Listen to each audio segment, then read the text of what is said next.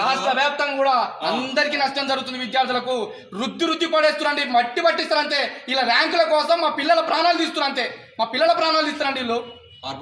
ఈ కార్పొరేట్ మాఫియాని సురపేట లేకుండా తరిమి కొట్టాలి. కలెక్టర్ గారికి రేపు ప్రజావాణిలో ఇస్తాం. ప్రజావాణిలో మేము అందరం కూడా విద్యార్థి సంఘాలు అన్ని కూడా ఐక్యమత్యంతో పోయి కలెక్టర్ గారికి ఇస్తాం.